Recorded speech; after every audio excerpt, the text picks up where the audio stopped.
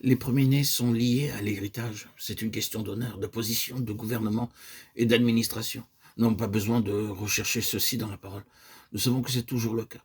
Les premiers-nés représentent l'héritage. Il leur appartient.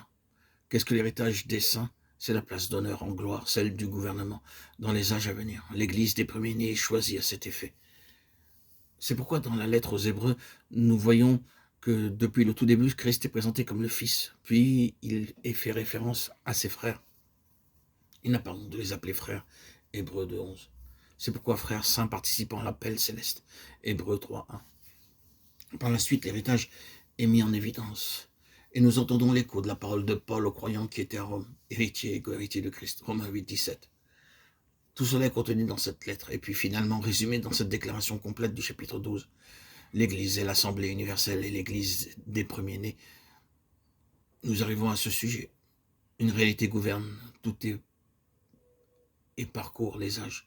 Christ est dans toutes les pensées et les voies de Dieu. Ceci est une déclaration complète à travers tous les temps, dans toutes les pensées de Dieu, dans toutes les voies de Dieu. Christ tient la place centrale. Christ est suprême. Tout se réfère à lui et tout est lié à lui.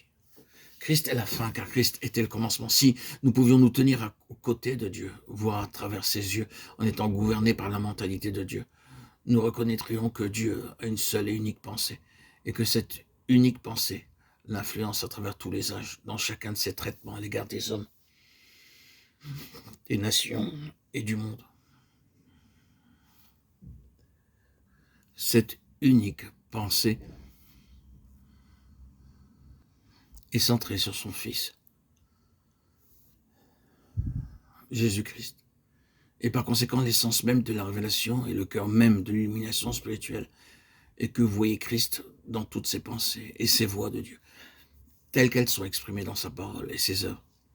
Si vous posez la question, qu'est-ce qu'une révélation? Qu'est-ce qu'avoir une illumination spirituelle? La réponse est la suivante. Vous êtes capable de voir d'une manière vivante et constamment croissante les pensées de Dieu comme étant centrées en Christ. Nous pouvons le formuler de notre façon et dire que vous êtes capable de voir graduellement Christ, sa place et sa signification dans cet univers, que ce dernier est interprété et expliqué à la lumière de Christ et que tout, dans les traitements de Dieu à notre égard, dans nos vies, est en lien avec Christ d'une manière ou d'une autre.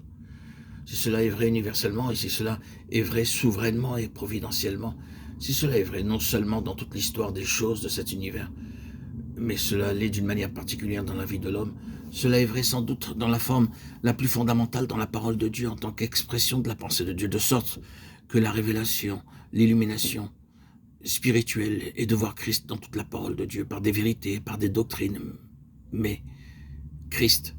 Nous avons ici une illustration et un exemple très clair et concret dans le cas des Lévites. Les Lévites sont une pensée divine. Ils sont présentés comme issus de la pensée de Dieu. Tout ce qui a été écrit les concernant est une partie de cette pensée de Dieu. Maintenant, si ce que nous avons dit est vrai, alors tout ce qui est en lien avec les Lévites est l'expression de la pensée divine concernant Christ. Et nous cherchons aussi à voir ce qu'il y a de Christ dans ceci ou cela. La finalité, c'est Christ.